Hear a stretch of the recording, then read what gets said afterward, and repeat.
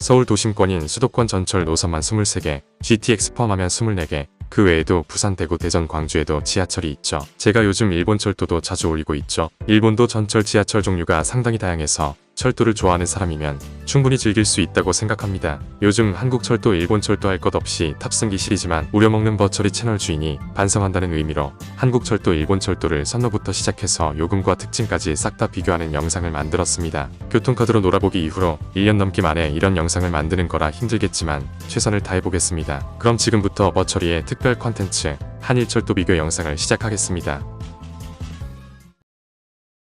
궤가는 레일 사이의 거리를 말합니다. 대한민국의 철도 궤가는 부산 4호선과 대구 3호선 같은 특수한 경우를 제외하면 고속철도, 일반철도, 수도권 전철, 부산, 대구, 대전, 광주 지하철 모두 1435mm로 전부 다 표준궤를 사용하고 있음을 검색 결과 확인했습니다. 이게 무슨 말이라면 차폭과 터널 이런 것을 생각하지 않았을 때 대한민국에서 다니고 있는 모든 열차가 이론상으로 모든 선로를 주행할 수 있다는 이야기입니다. 이상한 이야기지만 수도권 전철 1호선에 김포 골드라인 열차가 들어갈 수 있다는 말이고 경부고속선에 광주 1호선 열차가 다닐 수 있다는 말이 됩니다. 물론 현실에서는 전혀 생각도 못하는 예시이지만요. 그러나 일본은 운영사와 노선마다 궤간이 다 다릅니다. 특히 한국에는 코레일이 있다면 일본엔 JR이 있는데 타자와코선과 우본선 일부 구간을 제외하면 모든 노선의 궤간이 1067mm로 일반 철도는 협궤입니다. 그러나 신칸센은 표준궤를 사용하고 있습니다. 일본에서는 기본으로 일반선과 신칸센 선로가 다 따로따로고 승강장도 분리한 이유에도 포함된다고 생각됩니다. 그러나 신칸센을 각지에 많이 투입시키기 위해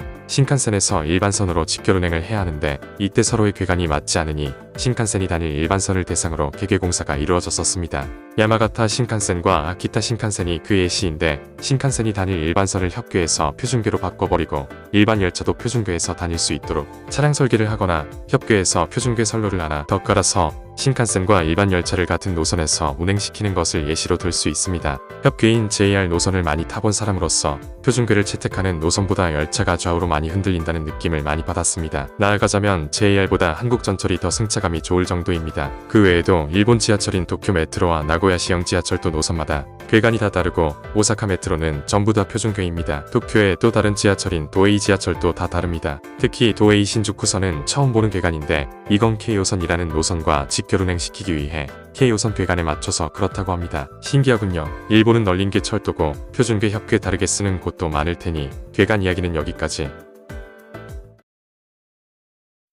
현재 한국은 영등포에서 광명을 오가는 4칸짜리 1호선 광명 셔틀과 서울역과 문산을 오가는 4칸짜리 경의중앙선 열차 빼고는 노선마다 열차 양수가 통일되어 있습니다. 2호선 성수지선과 신정지선도 4칸, 6칸짜리 열차를 운행하지만 여긴 노선이 분리되어 있으니 예외로 하겠습니다. 하나 더 있군요. 4호선 중앙에서 오이도까지 6칸짜리 수인 분당선 열차와 같이 다니니까 이것도 포함시켜야 할 것 같습니다. 그 외에는 양수가 통일되어 있습니다. 예를 들어 기본 열량으로 다니는 2호선에 4칸, 6칸짜리 짧은 열차가 안 오는 것처럼요. 그러나 일본은 한 노선에도 양수가 다른 열차가 옵니다. 간단히 K호선은 열량 편성, 8량 편성 2가지가 있고 비교적 승객이 적은 강력정차 완행 열차에 8량 편성 열차를 집중적으로 투입시킵니다. 그리고 열차가 오기 전에 안내방송에서도 이번 열차가 8량이면 맨 앞쪽이나 맨 뒤쪽에는 열차가 정차하지 않으니 승차 위치 미리 확인하라는 안내방송도 해줍니다. 한국의 경부선 전철이라 할 수 있는 도카이도선 전철에는 기본 15량 편성 열차와 10량 편성 열차가 다닙니다. 한국에서 15칸의 전철은 상상도 못하는데 도쿄로 가면 널려 있습니다. 도쿄와 요코하마를 빠르게 이어주기 때문에 출퇴근 시간만 되면 15칸짜리 열차도 승객으로 꽉 찹니다. 이건 여담인데 도카이도선 열차 기다리면 이번 열차는 짧은 열량 편성이니 뒤쪽에 계신 승객 여러분께서는 앞쪽으로 이동해 주시기 바랍니다. 라고 살짝 웃긴 방송도 해줍니다. 짧은 10칸짜리 열차 대단하군요. 그 외에도 오사카 교토를 오가는 JR 열차는 8칸이 기본이고 부족하면 4칸짜리 열차와 중례시켜 운행하는 방식도 있고 제3의 도시인 나고야는 4칸부터 8칸까지 열차 종류도 많습니다. 오사카 나고야 이야기를 하니까 뭔가 부산 대구 이야기도 꺼내볼까요? 부산 1호선은 8량 편성으로 통일이며 부산에서 제일 긴 열차입니다. 부산 3호선과 동해선이 4량으로 짧습니다. 대구는 1호선과 2호선이 둘 다 6칸으로 대구에서 제일 길며 올해 겨울에 개통하는 대구권 광역철도는 2칸으로 대구뿐만 아니라 전국에서 가장 짧은 전철이 되지 않을까 싶습니다.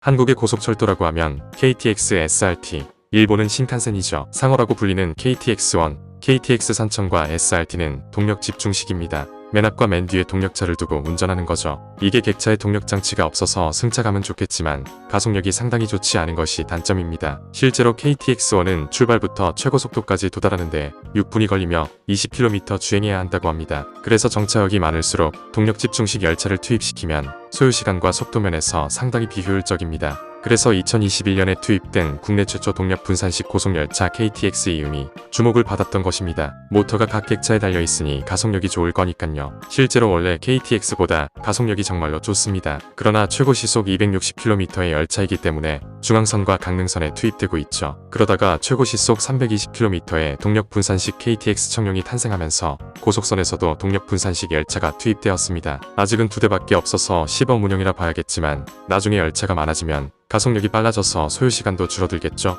신칸센은 전부 다 동력 분산식을 채택하고 있습니다. 특히 일본에서 가속력이 제일 좋은 신칸센은 N700개로 기동가속도가 KTX 청룡보다 훨씬 좋습니다. 그러나 N700개 신칸센이 특히나 가속력이 너무 좋아서 눈에 띄는 거지만 다른 신칸센 열차들을 보면 오히려 한국의 동력 집중식 KTX와 비슷한 가속력을 보이고 있는 것이 웃긴 사실입니다. 신칸센은 전부 동력 분산식인 것을 생각하면요.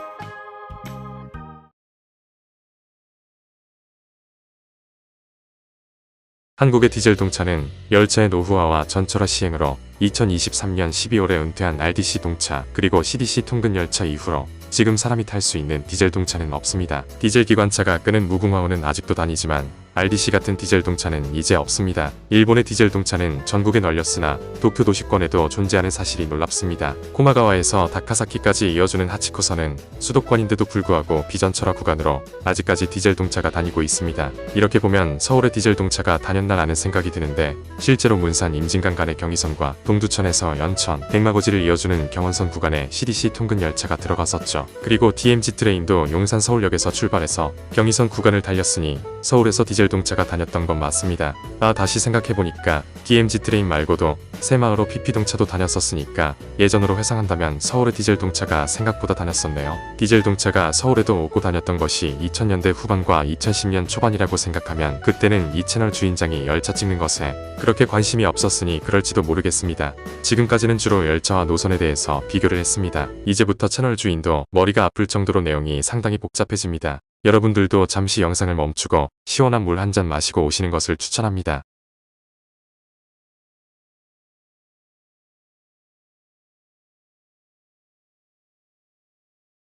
아마 이번 영상에서 제일 복잡한 주제가 바로 요금이 되겠습니다. 한국의 철도 요금은 상당히 간단합니다. 수도권은 수도권 통합 환승 할인 제도, 부산 김해 양산에는 동남권 환승 할인, 대구 경산 영천에는 대구권 환승 할인 제도 등등 상당히 간편하고 할인해주는 제도가 있기 때문에 한국 요금 체계에 대해서 그렇게 자세하게 다룰 필요는 없습니다. 수도권 같은 경우는 지하철과 버스 환승이 바로 가능하며 4번 환승까지 초기 요금이 들지 않도록 설정되어 있습니다. 수도권이 10km까지는 기본 요금, 10km가 넘어가면 5km당 100원 추가 요금이 듭니다. 물론 장거리를 운행하고 빠르고 약간 비싼 광역버스는 기본 거리가 30km이고 넘어가면 추가 요금이 붙는 방식입니다. 지하철이나 시내버스에서 광역버스로 환승이 가능하냐고요? 당연히 가능하지만 초기 요금의 차액만큼 광역버스에서 더 지불하면 됩니다. 예를 들어 수도권 전철 기본 요금은 1,400원이고 경기도 광역버스 기본 요금은 2,800원입니다. 전철에서 경기도 광역버스로 갈아탄다면 1,400원을 더 지불해야겠죠. 물론 거리비례는 생각하지 않은 이야기이지만요. 그래도 이렇게 대중교통 환승 시스템이 이렇게 잘 되어 있는 나라가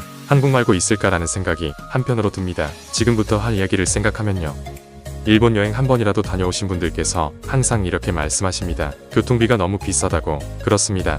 일본은 교통비가 비싼 것에 더해 한국처럼 통합 환승 제도가 없습니다. 이 말이 뭐냐? 가뜩이나 비싼 요금인데 환승할 때 초기 요금 또 내야 한다는 말입니다. 진짜 말도 안 되는 이야기 같지만 진짜입니다. 전철에서 버스 환승 안 되는 거 물론이고 다른 철도회사로 환승하는 것도 초기 요금 다시 내야 합니다. 그나마 다행인 점은 같은 철도회사 안에서는 환승할 때 추가 요금은 없습니다. 예를 들어 JR 신주쿠역에서 야마노테선에서 추호선으로 환승하는 것은 같은 철도회사여서 추가 요금 없습니다. 그러나 야마노테선에서 타회사인 도쿄메트로 마루노우치선으로 갈아탈 때는 마루노우치선에서 초기 요금을 또 내야 합니다. 정말 복잡하지 않습니까? 일본 철도를 대단히 오래 접해온 저도 이게 뭔지 모르겠습니다. 신주쿠역 야마노테선에서 마루노우치선으로 환승의 시를 더욱 자세하게 들어보겠습니다. 야마노테선 다카다노바바역에서 마루노우치선 나카노사카우에역까지 간다고 해봅시다. 야마노테선에서 두 정거장, 마루노우치에서 두 정거장만 가면 목적지에 도착하니까 가깝고 요금도 뭔가 싸 보입니다. 그러나 서로 타회사입니다. 다카다노바바역에서 신주쿠까지 150엔,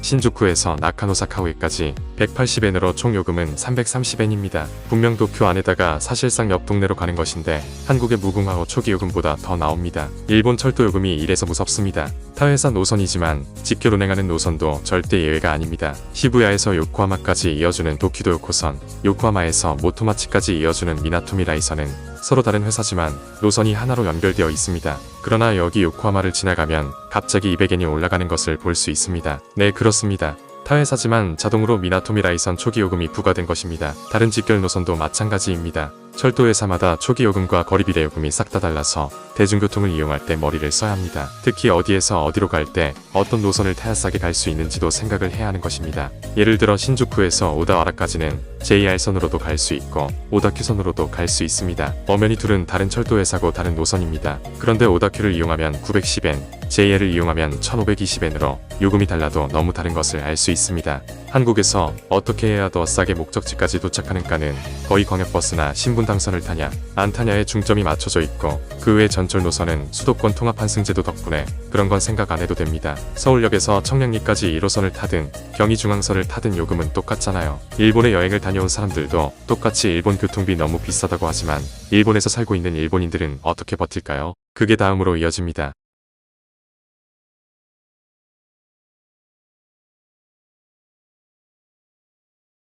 서울 같은 경우는 서울 안에서 무제한으로 이동할 수 있는 기후동행 카드가 사실상 정기권 역할을 하고 있으며 서울 출신인 제가 봐도 주변에 정기권을 쓰는 사람을 본 적이 없습니다. 그러나 신분당선과 같이 요금이 비싼 노선에서 정기권을 이용하는 사람은 자주 보입니다. 정기권은 역 구간을 정하는 것이 아닌 요금 구간을 정합니다. 30일 정기권의 사용 가능 횟수도 60번입니다. 즉 갔다 오는 것만 사용하라는 것입니다. 일본의 통근 통학거들은 사실상 정기권에 의존하고 있다고 봐도 무방합니다. 교통비가 너무 비싸거든요. 그러나 일본의 정기권 제도는 한국과 매우 다릅니다. 운임 구간을 정하는 한국과 달리 일본은 역과 역을 정합니다. 놀라운 것은 횟수에 제한이 없습니다. 더 놀라운 것은 정기권 구간에 포함된 도중역의 마음대로 하차 승차가 가능합니다. 예를 들어 집이 신주쿠고 회사가 시부야라고 합시다. 그 도중에 있는 요요기와 하라주쿠에도 마음대로 타고 내릴 수 있습니다. 그러나 갑자기 일이 생겨 시부야 다음 역인 에비스역에 간다 합시다. 그러면 정기권 구간을 빼고 시부야에서 에비스 간의 구간 운임만 지불하면 끝납니다. 비싸긴 하겠지만 정기권 구간이 길면 길수록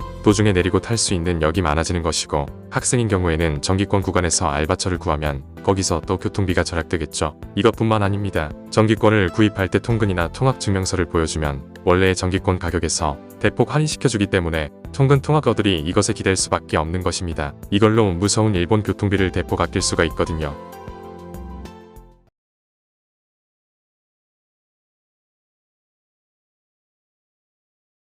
강남, 잠실, 고속터미널, 공통점이 무엇입니까? 그냥 사람이 겁나 많은 역이죠. 출퇴근 시간만 되면 승강장에 그야말로 헬게이트가 열리고 한 번에 못하는 경우는 그냥 기본입니다. 전국에서 제일 승하차 승객이 많은 역은 강남역으로 18만 6천 명입니다. 그 뒤에 잠실역으로 18만 5천 명, 서울역 17만 7천 명, 홍대 입구역 17만 3천 명, 고속터미널역 16만 1천 명, 사당역, 설릉역, 서면역, 신림역, 가산 디지털 단지역으로 이어집니다. 이 역들 출퇴근 시간대에 다 가본 사람으로서 열차를 최소 한 번은 보내야 탈 수 있다는 사실은 저도 잘 알고 있습니다. 특히 2호선 강남역과 9호선 고속터미널역은 진짜 에스컬레이터를 멈춰야 할 정도로 승객이 계속 승강장으로 오는데 열차는 매우 혼잡에 못하는 상황까지 나옵니다. 혼잡한 와중에 현재 한국에서 제일 혼잡한 역은 강남역이고 하루에 18만 명이 이용한다는 사실을 기억해 주십시오. 앞으로 할 이야기에 비하면 아무것도 아닐지도 모릅니다. 대한민국 승하차 승객 1위는 강남역입니다. 인터넷에서 가끔 이런 문구를 목격합니다. 기네스북 가장 바쁜 기차역 신주쿠역 2018년 기준 이용객 359만 명 하루에 359만 명 신주쿠역을 이용하는 사람이 저렇게 많다고요. 참고로 현재 부산광역시의 인구가 320만 명입니다. 부산시 전체 인구가 하루에 신주쿠역을 이용해도 모자라는 수치입니다. 이거 2018년 수치이니까 최신 정보를 가지고 오겠습니다. 일본에서 제일 승하차 승객이 많은 역은 당연히 신주쿠역이고 276만 명이 이용합니다. 2위는 시부야역으로 262만 명, 3위는 이케부쿠로역 216만 명, 요코하마역 190만 명, 키타센주역 130만 명, 도쿄역 102만 명, 우메다역 95만 명, 다카다노바바역 73만 명, 시나가와역 69만 명, 오사카역 69만 명입니다. 강남역이 하루에 18만 명 이용한다고 생각하면 신주쿠역 하루에 276만 명이 내리고 타는 것은 저 같아도 택도 없는 소리라고 할 겁니다. 왜 그렇게 일본 전철역들은 사람이 그냥 많은 게 아니라 겁나게 많은 것일까? 곰곰이 생각해봤는데 대표적으로 두 개가 떠오릅니다. 첫 번째는 아까 일본의 환승 시스템과도 관련이 있어 보입니다. 일본은 타산 노선으로 환승 시 초기 요금이 또 들어간다고 말했었습니다. 신주쿠역은 JR, 도쿄 메트로, 도에이 지하철, 오다큐, K요 총 5개의 철도회사가 운영하는 노선이 다닙니다. 웃긴 게 이게 역 하나로 통일된 것이 아니라 회사별로 역이 따로따로 있습니다. 그래서 JR 개찰구 따로, 도쿄 메트로 개찰구 따로 이런 방식인 겁니다. 특히 오다큐선과 K호선은 노선이 교외에서 신주쿠까지라 신주쿠에서 도쿄 도심으로 들어가려면 무조건 타회사 노선으로 환승이 필요하게 됩니다. 예를 들어 집이 오다큐 시모기타저하고 회사가 JR 요치역이라고 합시다. 중간에 신주쿠역에서 환승을 하게 되는 거죠. 이게 어떤 방식이냐면 오다큐 신주쿠역에서 하차 태그를 하고 JR 신주쿠역에서 또 승차 태그를 합니다. 가는 데에만 신주쿠역을 2번 이용한 셈이죠. 일이 끝나고 다시 집인 시모기타자와로 간다고 하면 그 반대로 JR 신주쿠역에서 하차 태그를 하고 오다큐 신주쿠역에서 또 승차 태그를 하는 겁니다. 이렇게 되면 한 명이 신주쿠역을 하루에 4번을 이용하게 되는 셈입니다. 신주쿠역이 중점인 오다큐선과 K호선은 연선의 대체 노선이 거의 없다시피라 승객이 그냥 겁나 많습니다. 따라서 신주쿠역 환승 승객도 많아지는 것이죠. 타사철도 노선을 이용하려면 개찰구를 나갔다 들어가야 하니까 자연스럽게 환승객도 승하차 승객으로 포함되는 거라고 봅니다. 두 번째로 생각한 것은 이겁니다. 일본은 광역버스라는 개념이 없습니다. 또한 일반 버스가 있어도 사람들이 많이 타질 않습니다. 한국 같은 경우는 강남이나 설릉 같은 곳을 가도 교외로 가는 광역버스가 겁나 많아서 지하철을 이용하지 않아도 되는 상황이 자주 보입니다. 심지어 서울과 부산은 버스 노선도 정말 많고 이용객도 많아서 버스가 지옥으로 바뀌는 상황과 강남 한복판을 버스철 탑승장으로 만들어버리는 상황까지 생깁니다. 그러나 일본은 지하철 전철과 버스 간의 환승이 되지 않고 이것도 요금을 새로 지불해야 하는 방식이고 일반 버스는 너무 느려서 타질 않습니다. 그래서 단거리든 장거리든 승객이 죄다 철도로 쏠립니다. 매일 저녁이 되면 신논현 강남에는 광역버스로 퇴근하려고 사람들이 몇십 미터 줄을 서서 기다리는데 일본은 그런 게 없다는 말이죠. 물론 이건 언제까지나 저의 생각에서 나온 주장이기에 몇 군데의 오류가 있을 수는 있지만 제가 일본 철도와 교통을 상당히 오래 접해왔기 때문에 말할 것도 많고 영상도 이렇게 길어졌다고 생각됩니다. 지금까지는 복잡한 것에 대해서 소개했다면 이제 간단한 거에 대해서 비교를 해봅시다. 한국 지하철은 인천역이나 천안역 이런 곳을 빼면 스크린도어가 사실상 다 깔려있지만 일본은 도쿄 도심에서 아직도 안 깔려있는 곳이 너무 많이 보입니다. 특히 신주쿠역이 안 깔려져 있다는 것이 좀 위험해 보입니다. 일본 철도를 타면서 제일 불편했던 점은 와이파이가 없던 것입니다. 진짜 어느 열차에도 달려있지 않습니다. 근데 한국 철도의 와이파이는 이제 기본 중에 기본이죠.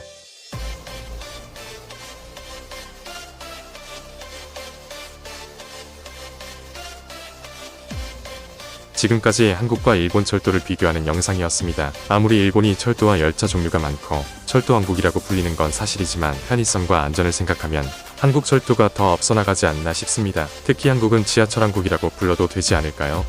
거기에 승객의 안전이 최우선으로 스크린도어가 다 깔려 있으니깐요. 특히 역사와 열차에서 와이파이가 되는 것은 충분히 자랑할 만합니다.